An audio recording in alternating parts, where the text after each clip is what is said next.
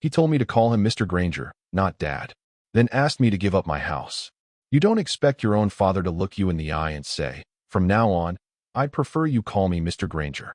I blinked, thought maybe he was joking, but the way his wife, my former babysitter turned new stepmom, smiled from across the kitchen island?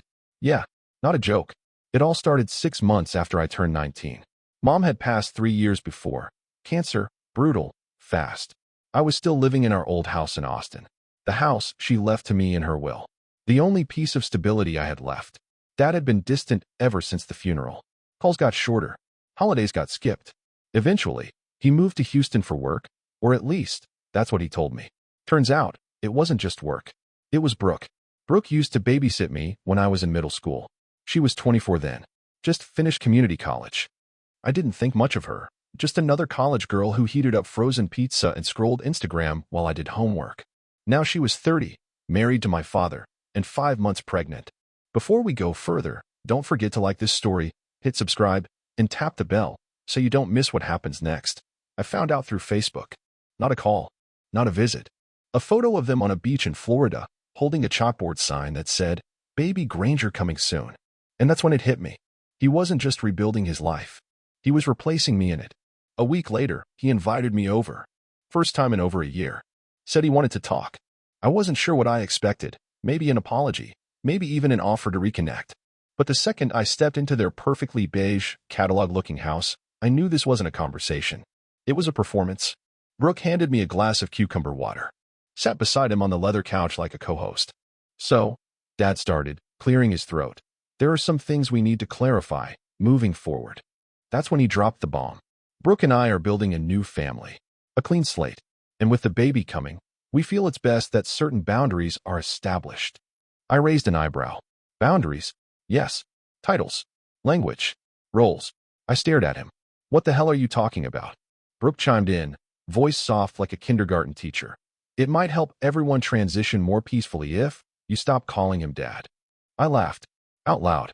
"Ugly. You want me to call you what, Mr. Granger? Like you're my middle school principal?" He nodded. "Serious. It's respectful.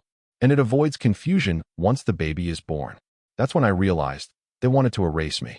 Literally. I put the glass down. Didn't drink a sip. "You mean it avoids reminding your new wife that you already had a family once? One you walked away from?" Brooke stiffened.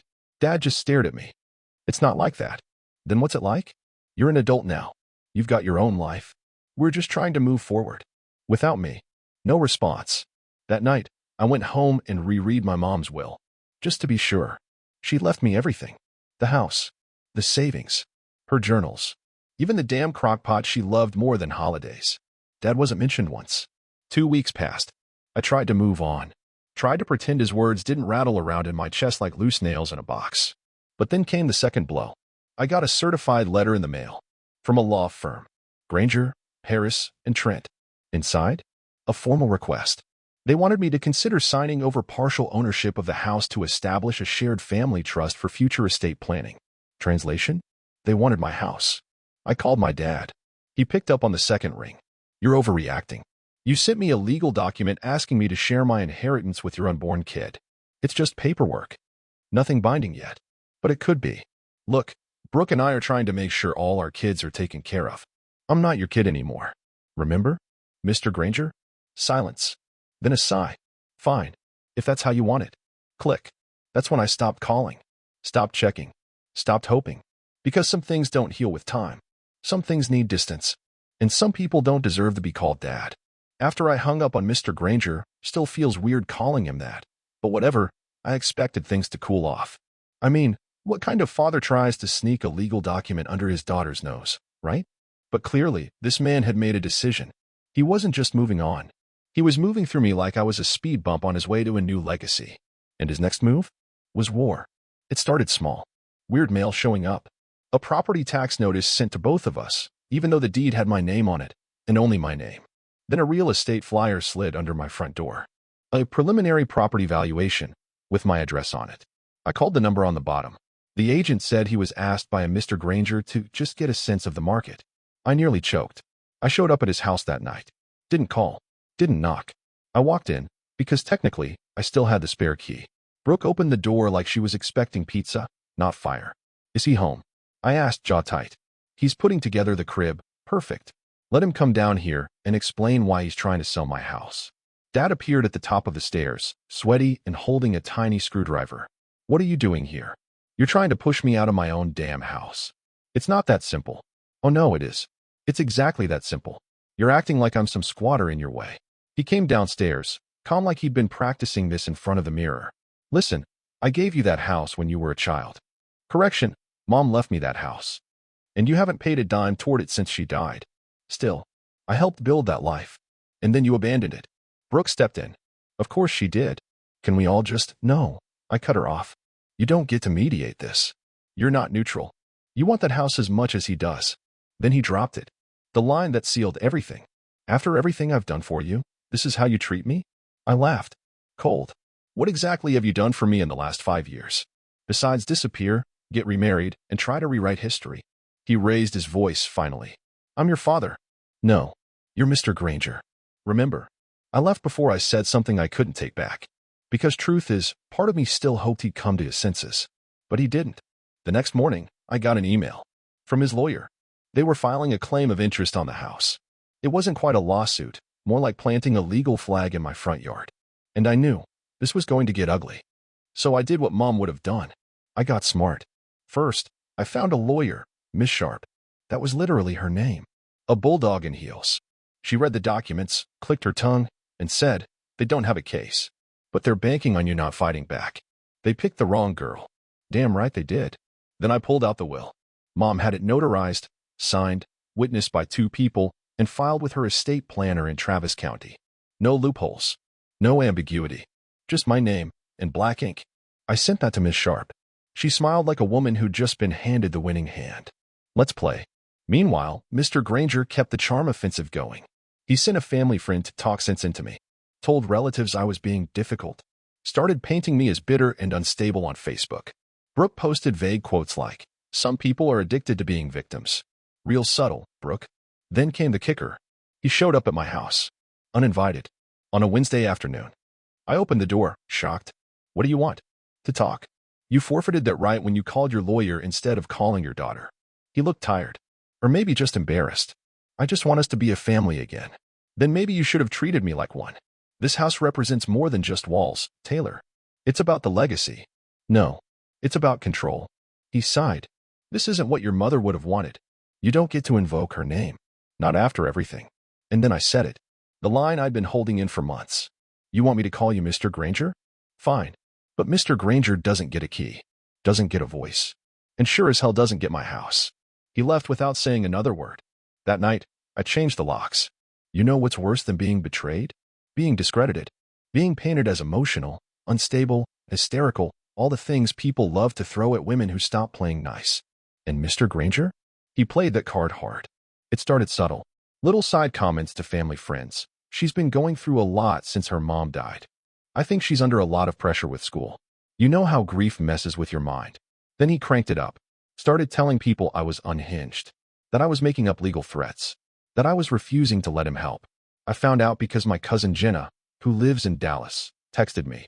Hey, just saw Uncle James post something weird. Are you okay? Uncle James. That's Mr. Granger's brother. He'd posted on Facebook. Some people mistake pain for permission to punish others. Especially family. The comments were full of garbage. Sending love to your brother and his new wife. Hope that stubborn daughter comes around. Kids these days. That was the moment I stopped waiting for justice. And started creating it. First step. I gathered every receipt. Emails. Texts. Voice messages. Scans of the will. The notice of his claim of interest. Even the property flyer that mysteriously showed up under my door. Then I wrote a letter. Not to him. To everyone else. I posted it publicly. Captioned. Since my father decided to go public, I will too. Here's the truth. Then I attached screenshots in order, with dates. Laid out the timeline. Explained the will. His demand for ownership. The attempt to change my title for legal reasons. His lawyer's letter. And the cherry on top? A voicemail where he said, you owe me. You wouldn't have that house if it weren't for me. I didn't rant. Didn't insult him. I just told the truth. Plain and sharp. The reaction? Explosive. Friends messaged me. Family members apologized. People who hadn't spoken to me in years reached out. Even my old piano teacher, who hadn't commented on anything since 2014, wrote, "Your mother would be proud." But Mr. Granger? Oh, he was furious. He called me twice. I didn't answer. Then he sent a text. "I can't believe you're airing dirty laundry like a child." I replied, "Funny. You didn't mind airing lies." Blocked. Brooke tried next. Her message was full of fake calm.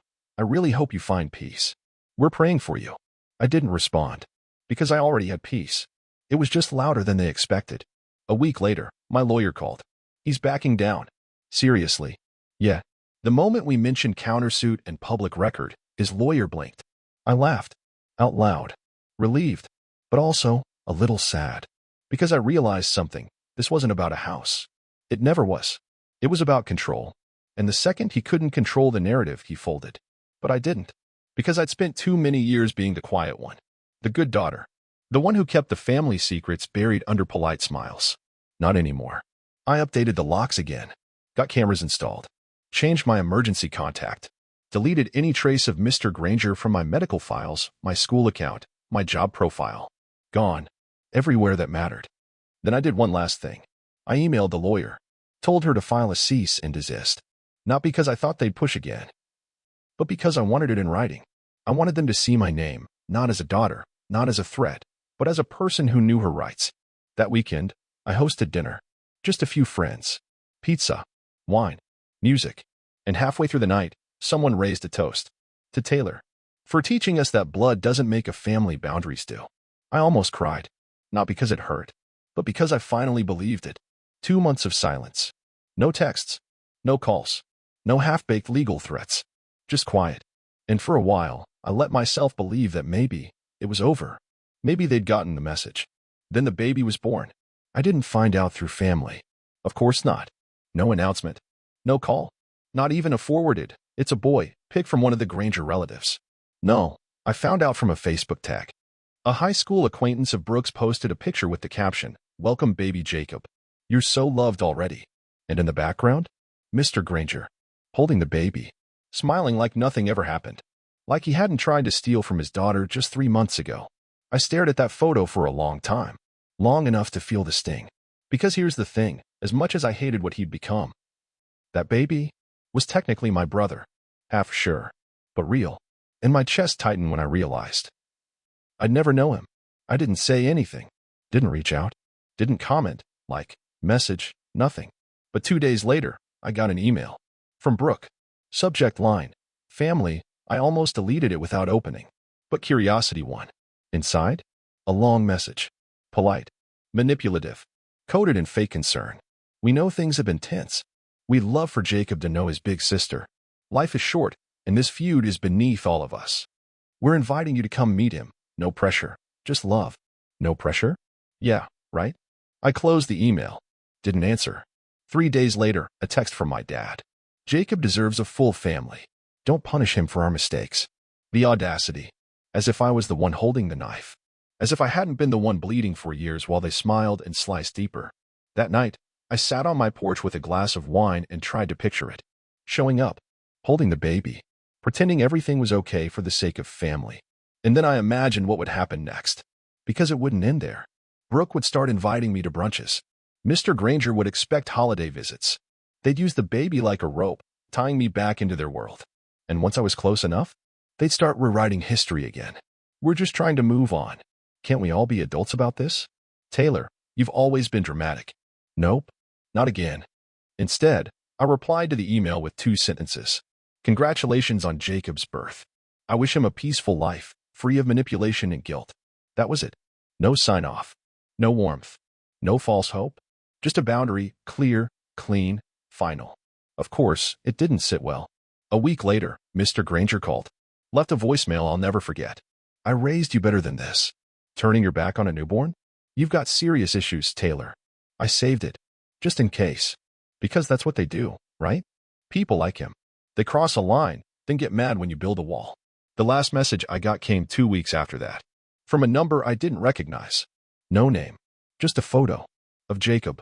Wrapped in a blue blanket, eyes closed, tiny smile. In the caption, "He looks like you." I stared at it for a long time. And for a second, a small, weak second, I felt my heart pull. But then I remembered, This wasn't love. This was bait. So I did what needed to be done. I blocked the number, deleted the photo, and whispered to myself, you don't owe love to people who weaponize it. I still think about Jacob sometimes. When I see babies in grocery stores, when a friend posts newborn pictures, when I hear the name little brother, it stings, but it doesn't break me, because I know what kind of people raised him, and I know what they wanted from me. And I said no. That matters. It matters more than pretending, more than peace, more than guilt, because I'm not going to raise someone else's child while they're busy erasing mine. It was a Wednesday, cloudy, deadlines piling up. I had half a sandwich in one hand, my laptop in the other, and zero interest in drama. Then my coworker poked her head in. Taylor, there's a man out front asking for you. My stomach dropped. What kind of man? She shrugged. Older, gray hair. Said he's your dad. Brought paperwork. I froze. She said dad, but I knew better. Mr. Granger had found me. I walked to the lobby like I was headed into a courtroom, and there he was. Suit, smile, envelope. Like we were at a wedding, not the site of years of emotional arson. He opened his arms. Taylor. Mr. Granger. The smile faltered. Just a little. Can we talk for a moment? No. But you can speak, and I'll decide if I stay. He followed me outside, where I leaned against a concrete pillar and waited. He handed me the envelope. Just some documents. Nothing threatening. I opened it.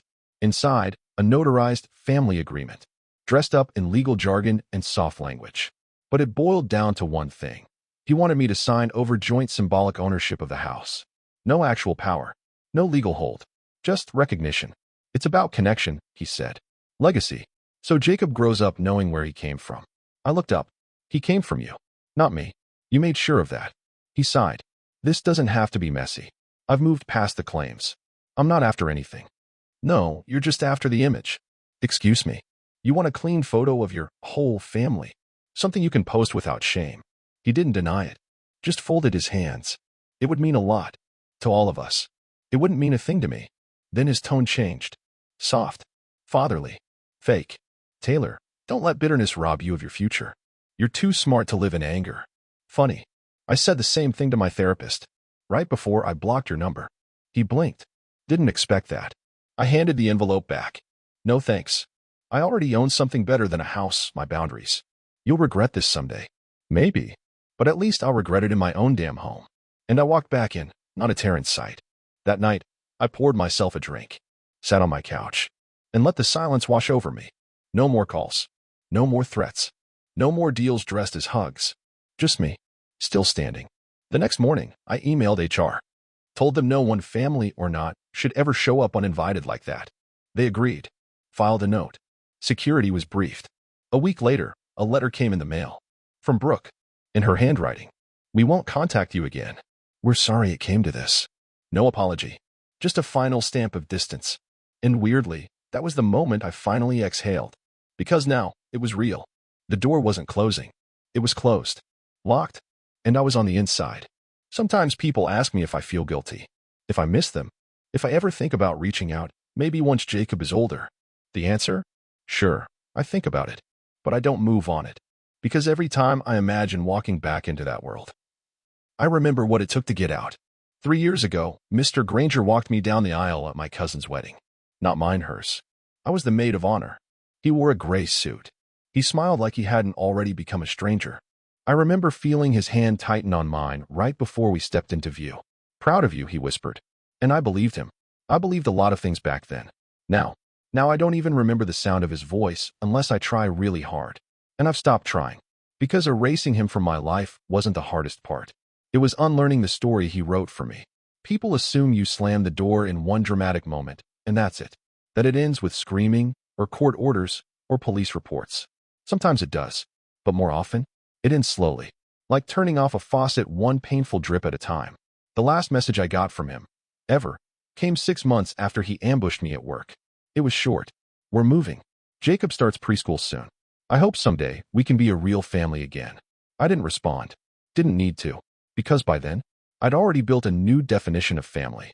Not the one I was born into. The one I chose. There's Anna, my old roommate, who brought me soup every night after my first therapy session when I couldn't stop crying. There's Malcolm, my coworker, who saw me flinch when someone mentioned dads and didn't ask why. Just passed me his last piece of gum and changed the subject. There's Elaine, my mom's best friend, Who taught me how to file a will, plant tomatoes, and read passive aggression in real estate contracts like a psychic? That's family. Not the people who demand titles. Not the ones who weaponize a baby. Not the ones who ask you to shrink so they can feel tall. Family, real family, holds space, not leverage. Last spring, I went to my own wedding. Not in a white dress, not yet, but as the one standing beside a friend who chose herself after a decade of being gaslit by her own parents. I held her bouquet, wiped her tears, told her that she wasn't selfish, just finally sovereign. And when her dad didn't show up, I walked her down the aisle, and she didn't flinch. She smiled, because someone had her back. No expectations, no debt, no lies. I think about that a lot. How many of us out here are still waiting for the people who hurt us to apologize? When really, we need to be the ones who stop waiting. Stop hoping they'll become the people they promised to be. I stopped waiting, and my life got louder. Not in chaos, in clarity. I started a side hustle, started therapy, started saying no without writing an essay afterward. I stopped calling it a broken family, started calling it freedom. Recently, a friend asked me, if he showed up at your wedding, uninvited, what would you do? I didn't hesitate. I'd ask security to walk him out, and I wouldn't stop dancing, because that's the difference between now and then. Back then, I would have let him back in just to keep the peace. Now, I'm okay with the silence. You don't always get a Hollywood ending. Sometimes you just get peace, privacy, and people who don't treat your love like a loan. And honestly, that's better than a fake reconciliation with someone who only sees you as an extension of their ego. My name is still on the deed. The locks are still changed. The title is still mine. But the biggest thing I reclaimed was myself. So no, I'll never let Mr. Granger walk behind me again. Not in ceremony, not in spirit, not in legacy, because I didn't escape all that pain just to carry it into the next chapter. I'm writing that one myself now. And this time, no one edits me but me.